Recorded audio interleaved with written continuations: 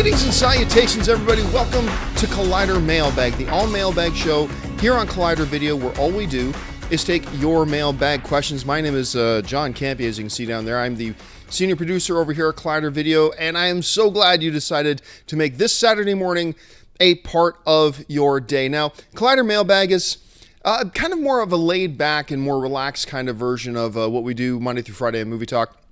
Like I said, all we do is take your mailbag questions. And how do we get your mailbag question on the show? It's simple. You simply email us at collidervideo@gmail.com. Once again, that email address is collidervideo@gmail.com. Just send on your question. Maybe you'll see your question pop up Monday through Friday on Movie Talk. Maybe you'll see it here on the weekend. Maybe you won't see it pop up at all. But, send it in and let's roll the dice.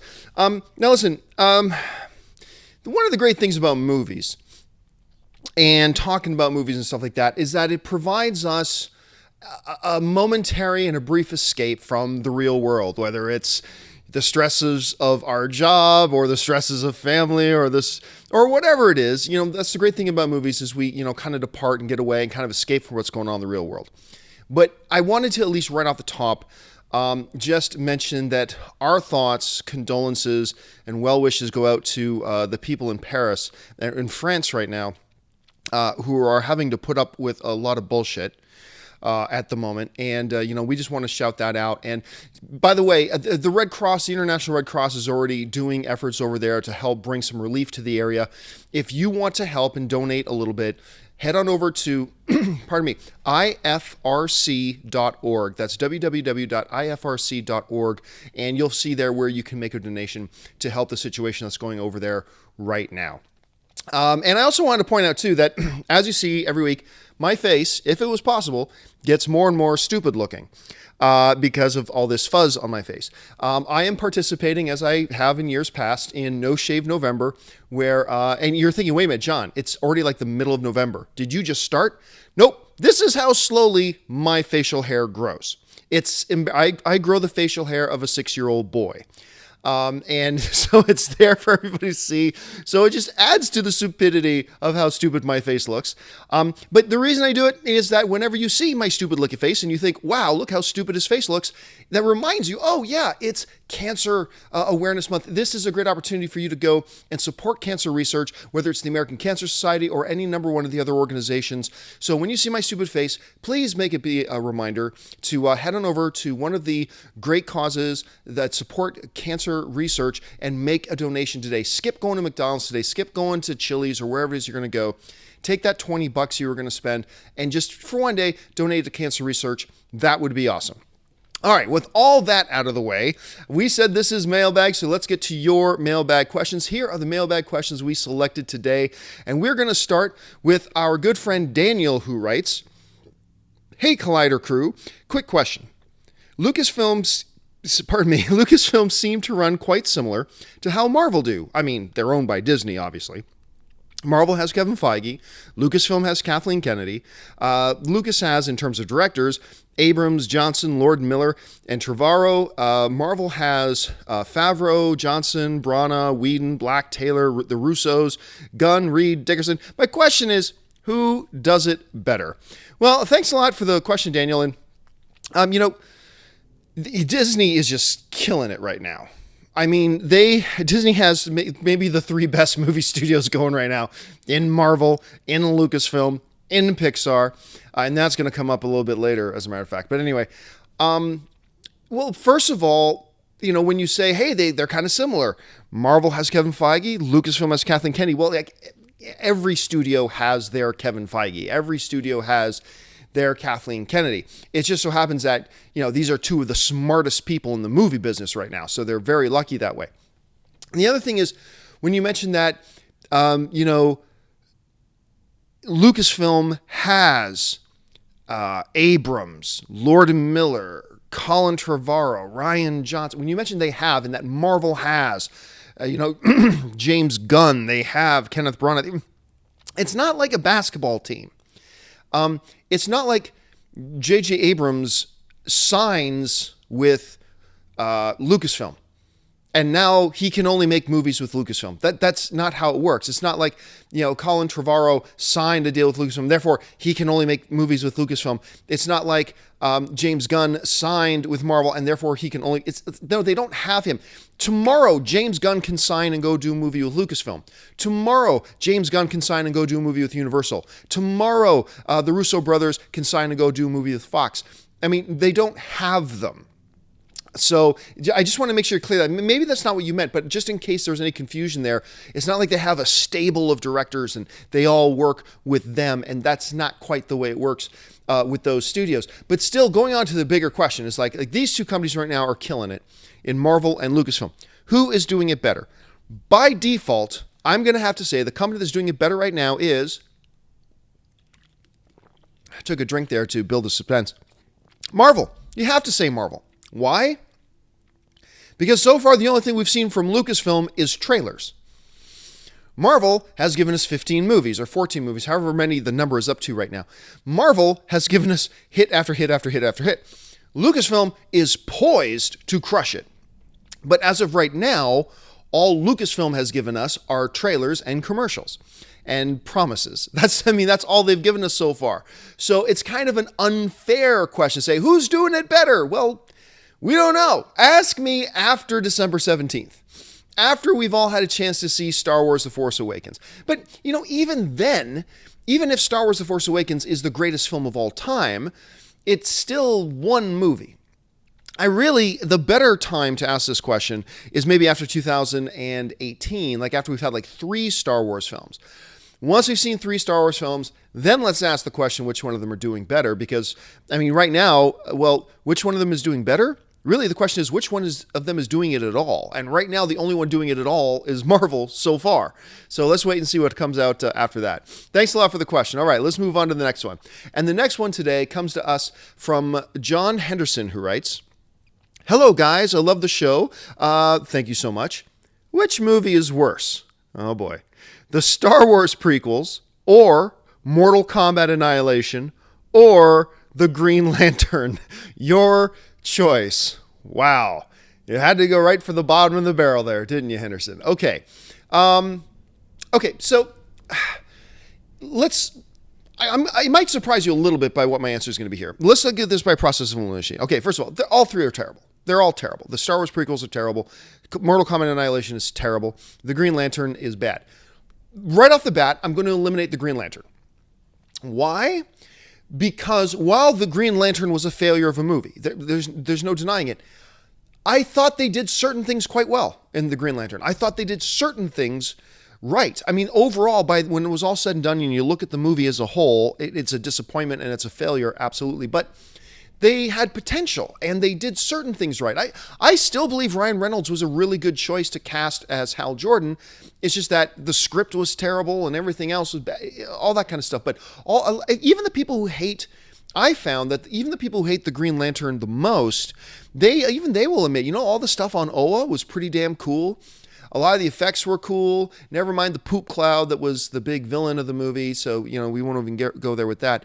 But while I thought Green Lantern was a bad movie, I wouldn't put it in, in that year, I wouldn't put it in my 10 worst films of the year list or anything like that. It was a failure. It was a bad movie. But while some people go off about how terrible it is, I kind of disagree. I thought there were redeeming qualities about the film, I thought, that certainly doesn't put it in my good movie list, but it certainly keeps it out of my worst movies of the year list. So I'm going to take Green Lantern out of that. So that leaves us with the Phantom Menace and the Star Wars prequels and Mortal Kombat Annihilation. And I might surprise some of you by saying this, but I am also going to take out Mortal Kombat Annihilation. No, I'm not. I'm going to take out the Star Wars prequels. Why?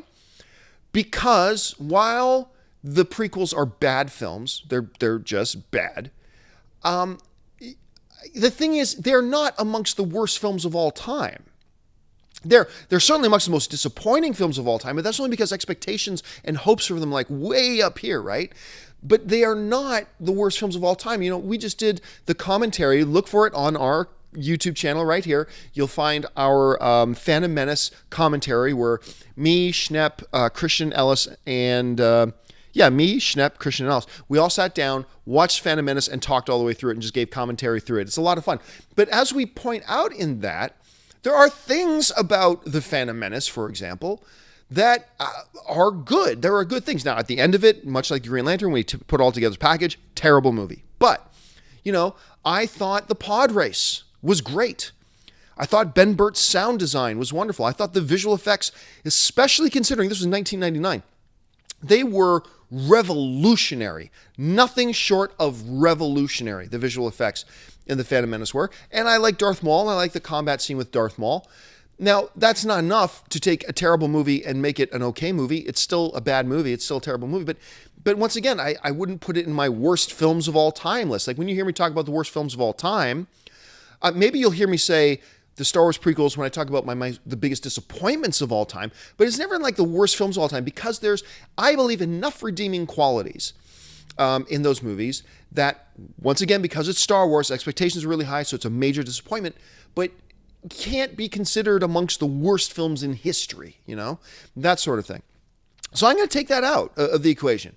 That leaves us with Mortal Kombat Annihilation, to which, unlike Green Lantern and unlike the Star Wars prequels, there is nothing redeeming to say about those movies. I believe the title was spelt correctly. I didn't see the camera always seemed to be in focus. That's about it. That's about all the good positive things I can say about Mortal Kombat Annihilation. And Mortal Kombat is one of my all-time guilty pleasure favorites. It's a terrible movie, but I love it. I love Mortal Kombat, the original. But even though it's a bad film, but I love it.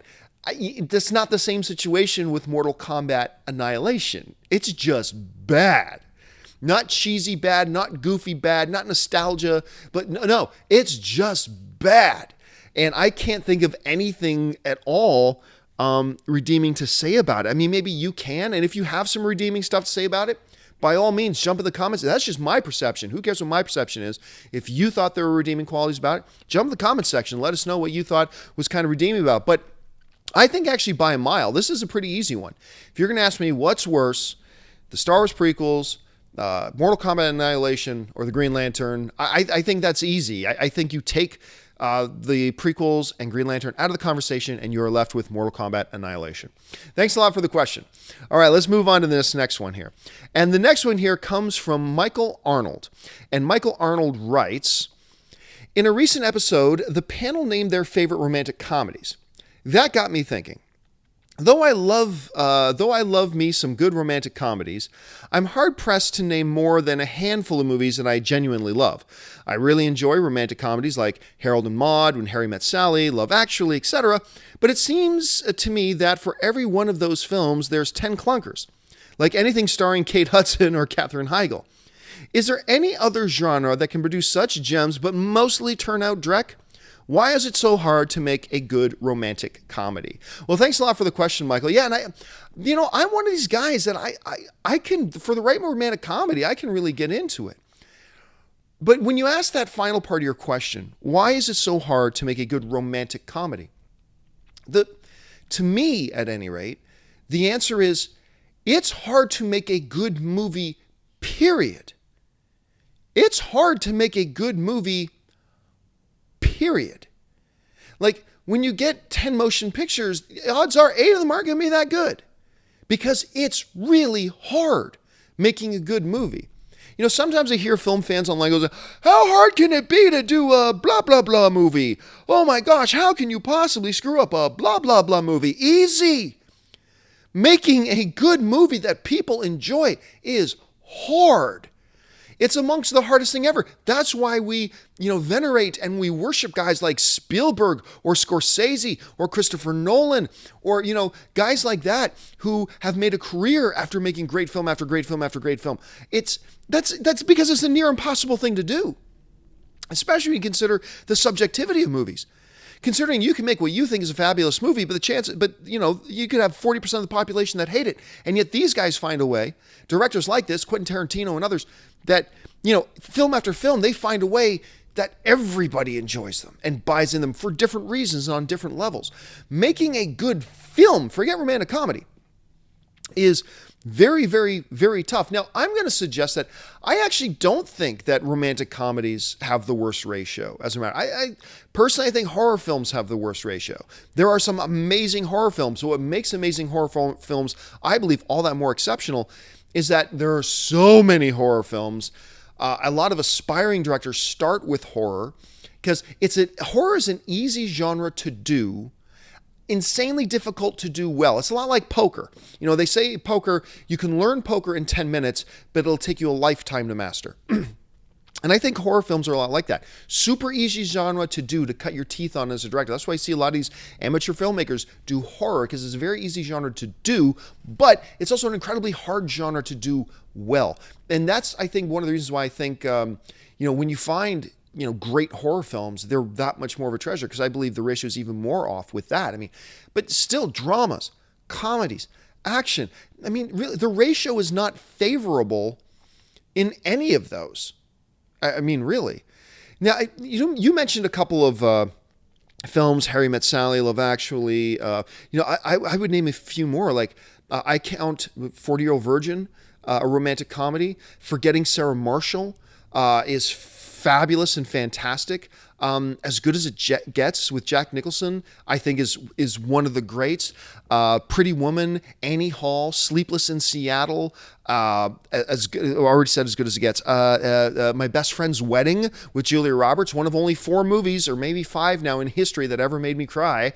Yeah, I admit it. That one did it. I'm not sure if I said Chasing Amy. The Kevin Smith one is like a classic, is great.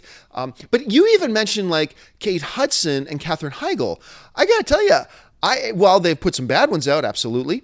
I like How to Lose a Guy in 10 Days. I think it's a good movie. And I will always, always defend to the death the Katherine Heigl, Gerard Butler comedy, R-rated romantic comedy, The Ugly Truth. I don't care what none y'all say. That movie makes me laugh my ass off.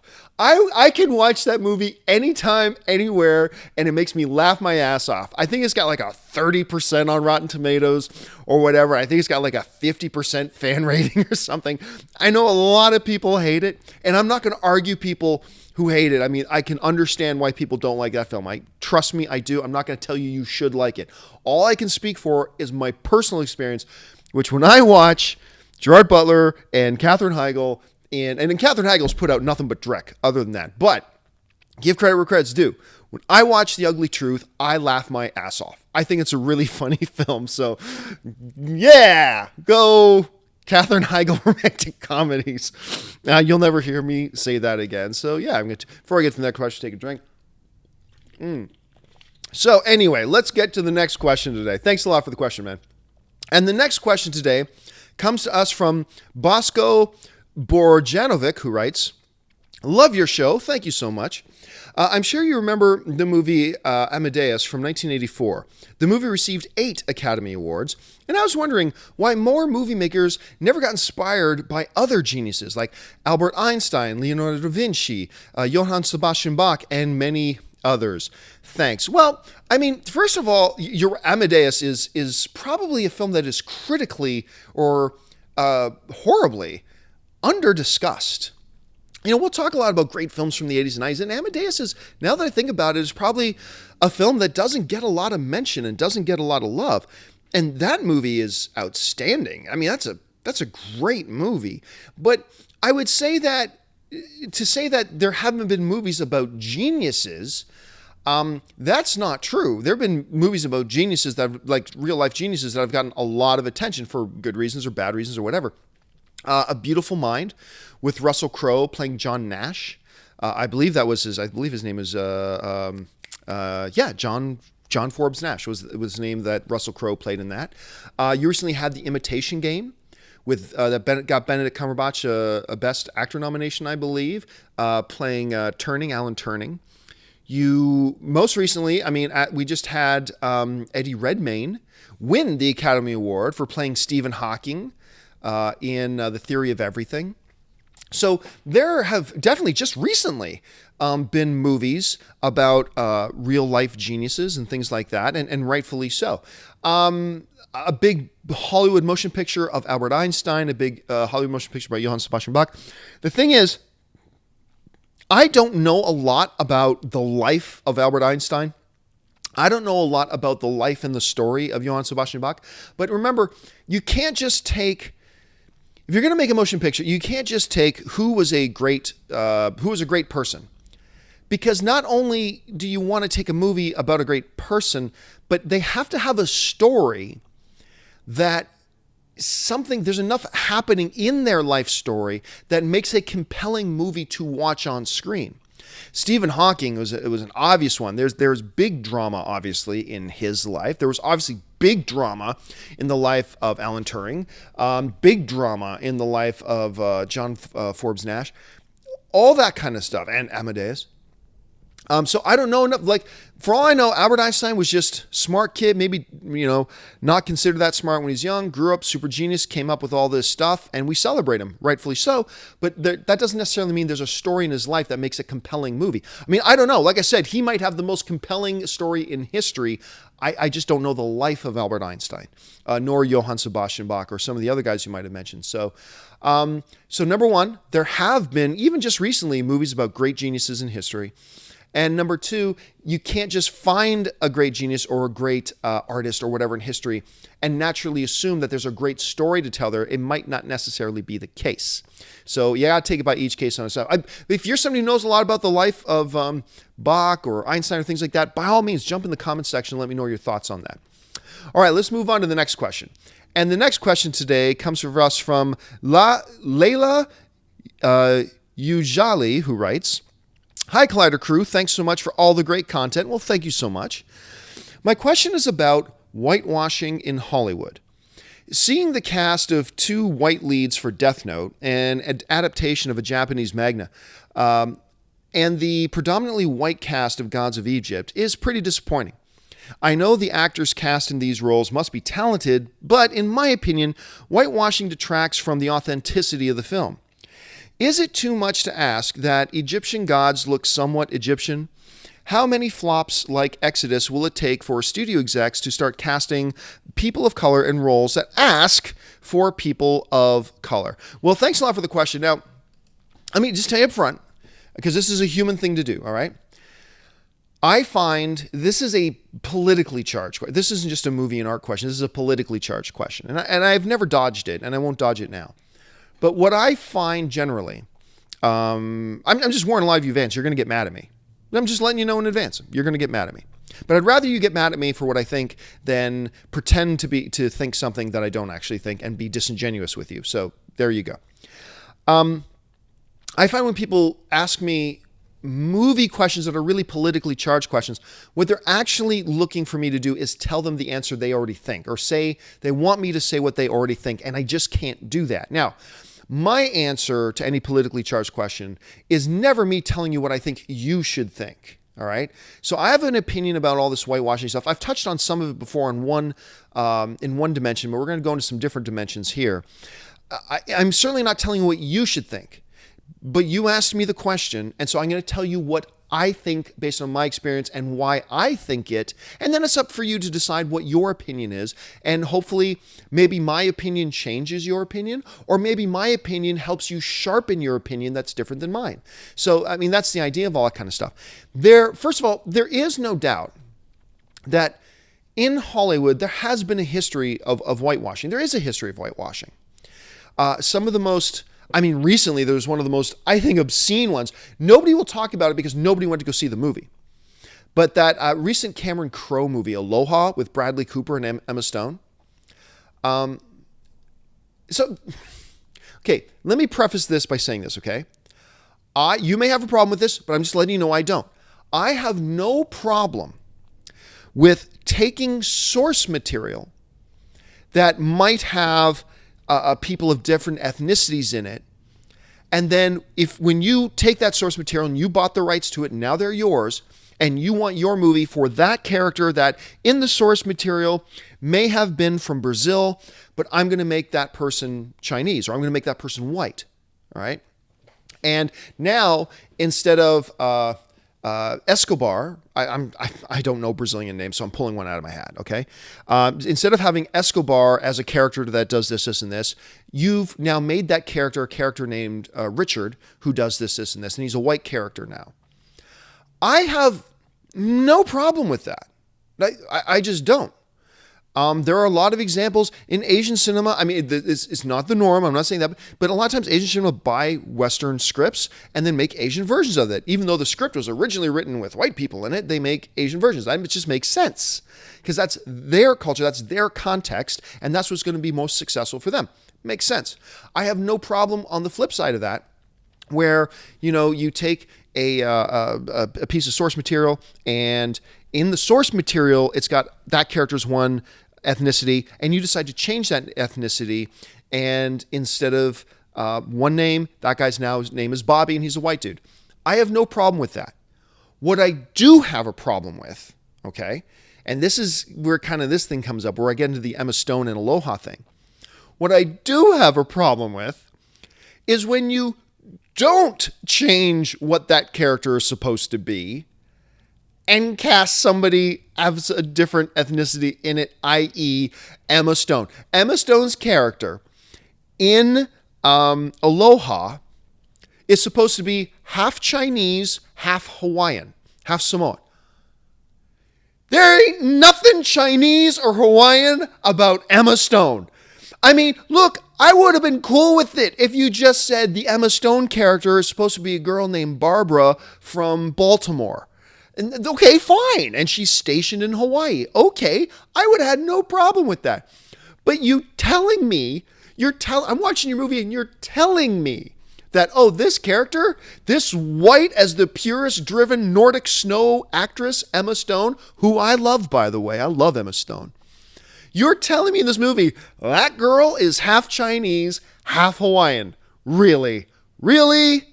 Really? I mean, that is insulting. I got no problem with Ghost in a Shell. They're remaking Ghost in a Shell, and they're changing the context. They're saying it happens in the United States, so a lot of the characters are going to be American and white and all that. I got no problem with that. But if you're going to tell me that a character in the movie is Chinese or Brazilian or Ethiopian or Native American, you're going to tell me that character is that? Don't look in my face and say, "Hey, stupid, look at this whitey." I mean, I just, that is the part that frustrates me. Look at oh God, what was the kid's name? Justin Chatwin. Justin Chatwin. Look, you want to make a Dragon Ball Z movie based on the mythology of Dragon Ball Z and the story of Dragon Ball Z, and you just want to say the lead character's name is Bobby.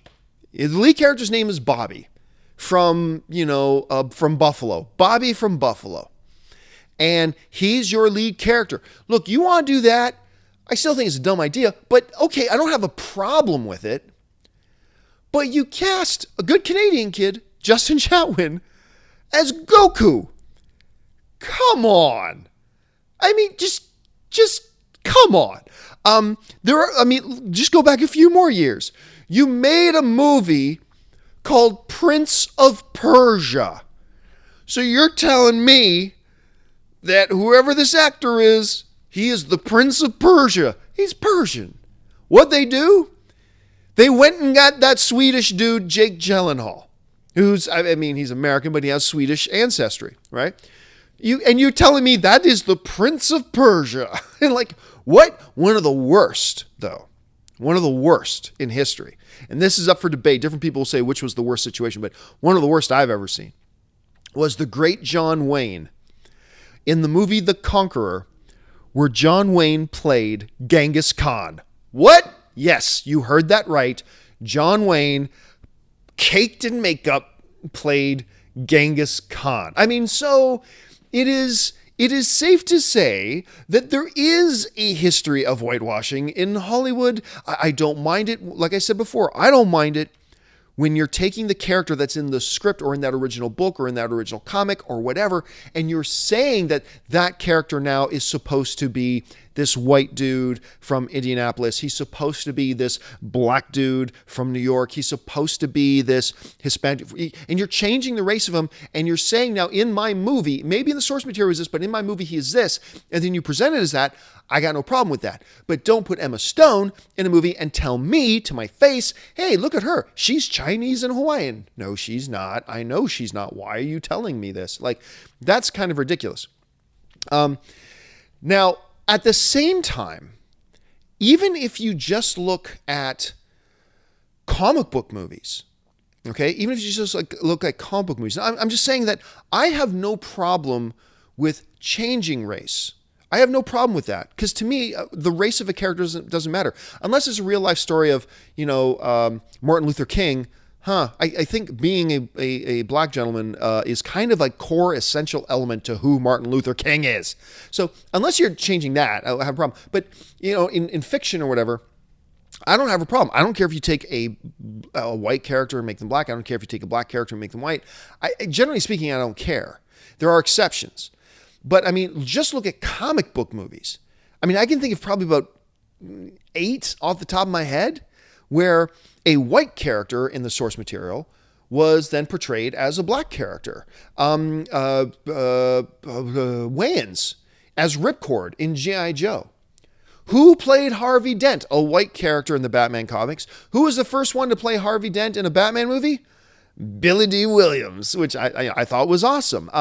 The Thing's girlfriend, Alicia Masters, in the original Fantastic Four movies, traditionally white character, played by Kerry Washington.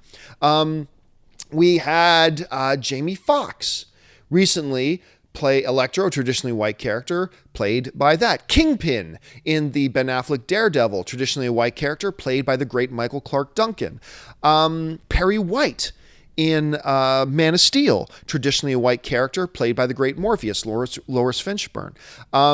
Heimdall in the Thor comics, obviously a Nordic, big white dude, played by the great Idris Elba. In the Thor comics, obviously Nick Fury, traditionally a white character. I know some comic guys, well, recently they changed him. I know, but for decades, Nick Fury is a white character, played by Samuel L. Jackson in the comic books. And then most recently, of course, a costume stir, Johnny Storm, traditionally a white character, played by the going to have an Oscar on his mantle eventually, Michael B. Jordan. And that's just the comic book genre. And guess what? I don't care. In all of those situations, it didn't matter if the character was black or white. All that mattered was the character. That's all that matters. So I really don't care about situations like that. And, there used to be a scenario years ago. We were talking about, you mentioned today, why can't, actors of color be considered for roles that call for characters? Back in the day, Hollywood maybe had a little bit of an excuse built in, because maybe there's a day you could have said, well, there's only 2 feasible black actors that could possibly carry a film and give it some box office success, Denzel Washington and Eddie Murphy. Maybe there was a time that Hollywood had that built-in excuse, but that excuse is gone. Today, right now, I think right now we have more amazingly talented, commercially viable, and recognizable black lead actors that can be in that top 1, 2, 3, or 4 build spot that has generally been a very, very tough area for black actors to crack in history. Like, you're looking today, like, we still have Denzel Washington, who is still crushing it. We still got like a Morgan Freeman, who is still crushing it. Now you've got, I just mentioned, Michael B. Jordan, who is going to have Academy Awards on his mantle before it is all said and done. Now we've got Anthony Mackie, one of the most charismatic on-screen presences in the movies today. You got Chadwick Boseman right now, who got a little bit of awards buzz a couple years ago. He's just crushing right now, going to be the Black Panther. Jamie Foxx is carrying and headlining movies.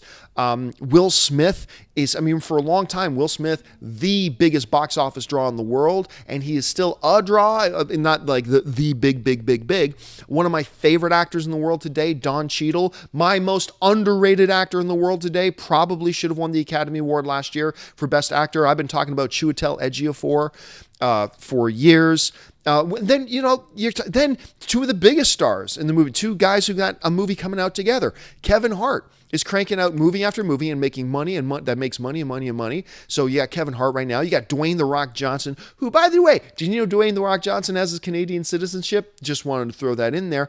I mean, so we are now at a time in history where we have never had more amazingly talented, commercially viable, and instantly audience recognizable black actors than we did. And that's just the actors. I haven't even talked about the actresses yet, who are crushing television right now.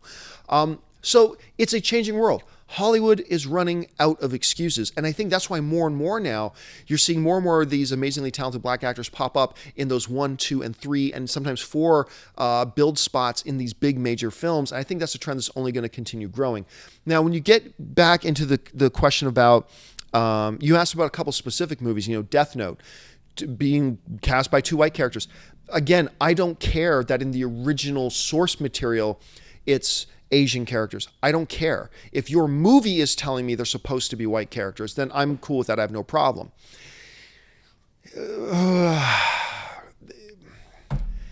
I mean, but what do you say about Exodus, Gods and Kings? Exodus, Gods and Kings. First of all, you said the movie was a flop. The movie was not a flop. The movie was actually profitable. Made almost $250 million worldwide.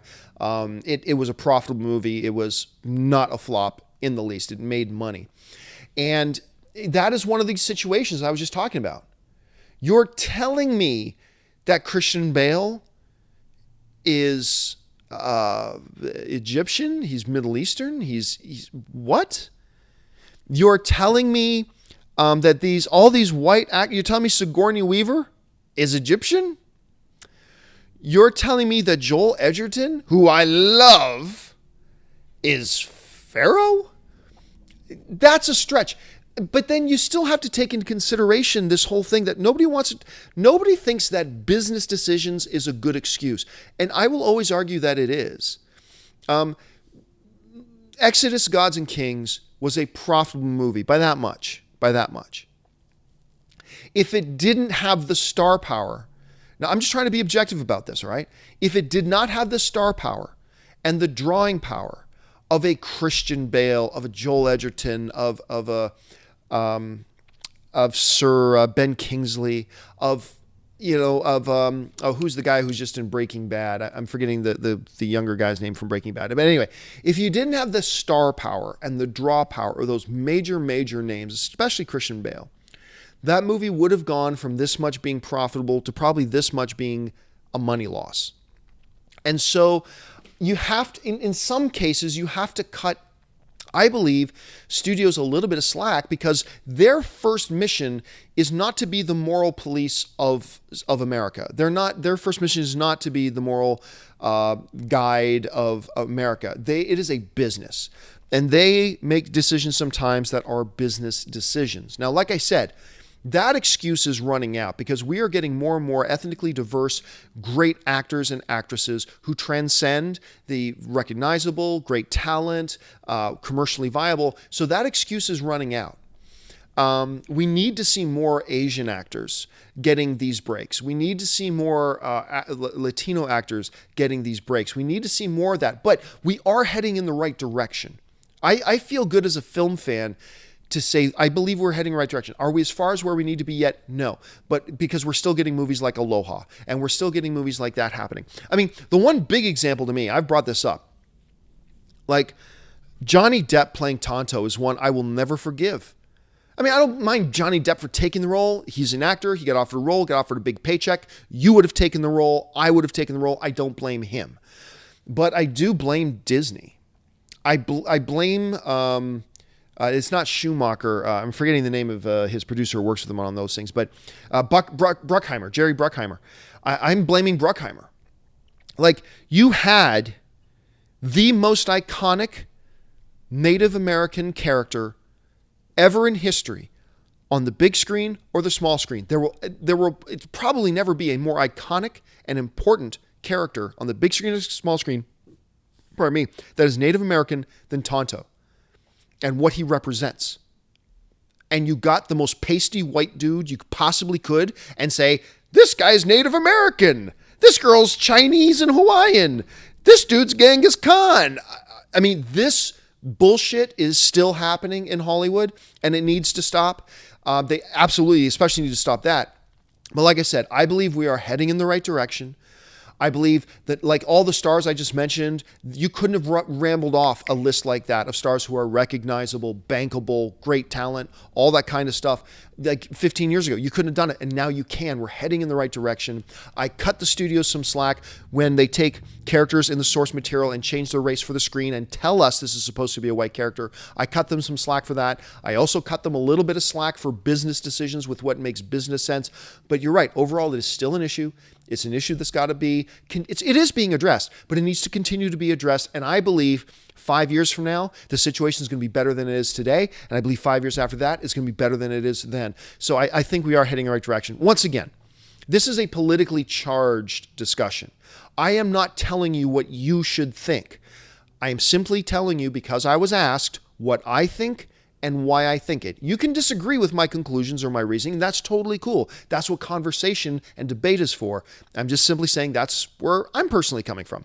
Thank you so much for the question. All right, let's move on to the next one. And the next question today comes to us from Alan Weeks.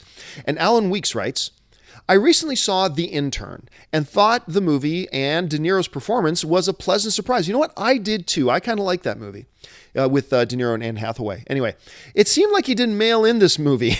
With that said, do you think De Niro will continue to not mail it in and have an Oscar-worthy performance before his career comes to an end? Thanks, and keep up the great work. Well, it's Robert De Niro. It's Robert De Niro. And before we say, do you think he could ever achieve an Oscar caliber level again? Well, don't forget, just the other year, he was nominated for an Academy Award for Silver Linings Playbook that he happened to be in with Jennifer Lawrence and Bradley Cooper. And guess what? He's got another movie coming out with Jennifer Lawrence and Bradley Cooper and the same director of Silver Linings Playbook called Joy. And from the trailer so far, he looks fantastic in it. So it's not a question of can he return to Oscar caliber performances. He's already in Oscar. Just the other year, Silver Linings Playbook got nominated. He is already at that caliber when it's something he cares about and wants to bring it. I agree with you. I think The Intern, while not a great movie, I thought The Intern was one you could tell watching Rob De Niro he cared about. I loved Las Vegas with him, Michael Douglas, Morgan Freeman. That I thought that movie was great. Part of the reason I thought it was great because I go to Vegas a lot, and I really thought they captured the spirit of Vegas. And whether you loved or hated the movie, when I watched Robert De Niro in that movie, it felt to me like him, Kevin Kline, all the other guys, I really felt like they cared about that movie and that they brought it. Now, in the last 15 years or so, there are certainly a number of films that you can point at and say, holy crap, De Niro mailed it in on that one, and he mailed it in on that one, and he mailed it in on that one, and yes, absolutely.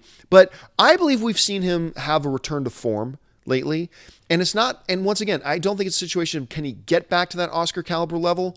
I believe he's already there. And it just takes the right role, the right performance. And Joy might be that one too, for all we know. All right, thanks a lot for the question. Let's move on to the next one. And the next question today comes to us from Kevin Walters. And Kevin Walters writes, are you concerned for Warner Brothers regarding their strange decisions of writer and director picks for their upcoming DC films? Shouldn't they be pursuing well-experienced talent to handle these massive projects? Properties like Wonder Woman, Aquaman, and The Flash are visual effects heavy films, and I would want the best director or writer for the job to masterfully orchestrate the movie. Well, thanks a lot for the question, Kevin. Remember that you want the best director for any movie.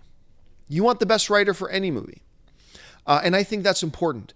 And remember, everybody tries to make the best movie they possibly can.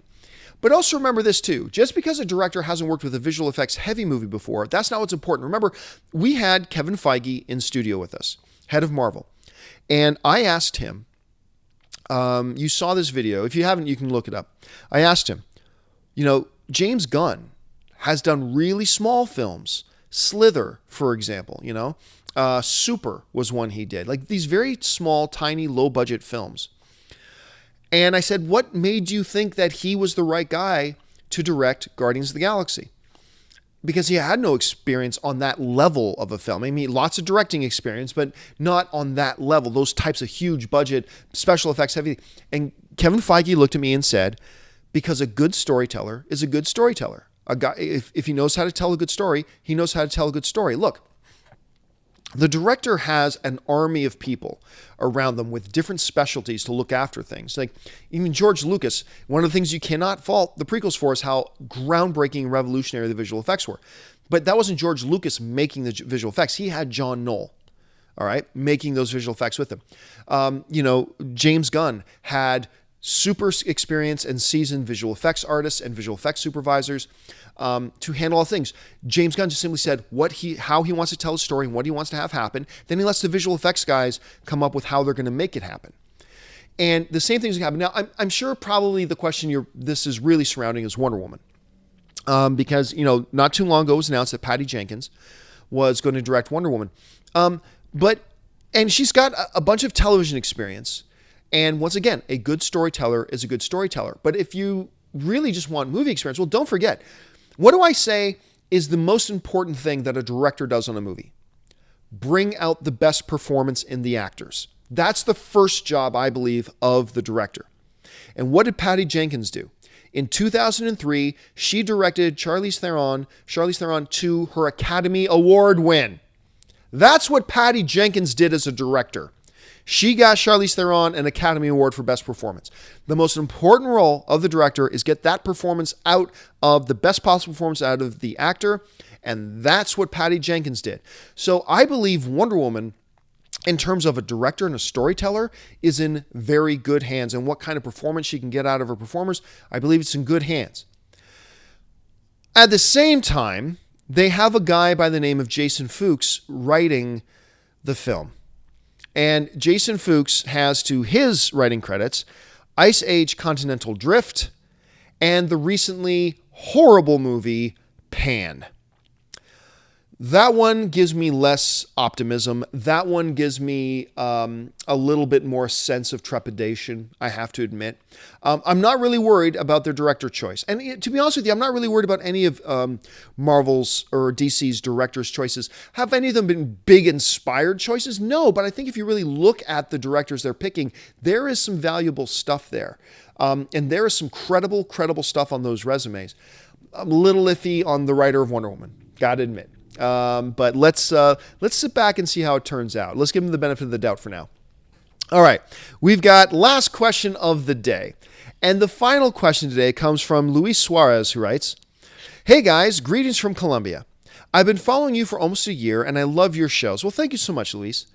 "My question is in regards to He-Man. Have you heard that Mike O'Hearn has been cast for the main role? I was wondering what you guys think about it. Do you think it is smart since he looks the part, but I mainly know the guy for his background in bodybuilding, so it is a risky move, or do you think he could be the next Arnold? Thanks, and bring on the filthy." Yeah, a little while ago, this rumor started going around that professional bodybuilder Michael O'Hearn had landed the role of He-Man. I can tell you right now, he has not. As of right now, Michael O'Hearn has not been cast as He-Man. Where that rumor first came from was, I believe O'Hearn himself posted pictures of himself on his Instagram saying, "I'm trimming down for the He-Man role." But he later went on to clarify that, "Oh, look, I haven't got the role. I just want to get the role." And he's working with an acting coach and stuff like that. And if you have not seen Mike Hearn, this is Mike Hearn. Now, if you want to talk a guy who could physically be He-Man, that's the dude. Now, he's making a face there because he's flexing. He's a very handsome dude. He's a very good-looking dude. I know he's making a weird face in this picture, but he's a good-looking dude. He's clearly got the physique for it. And he's got aspirations.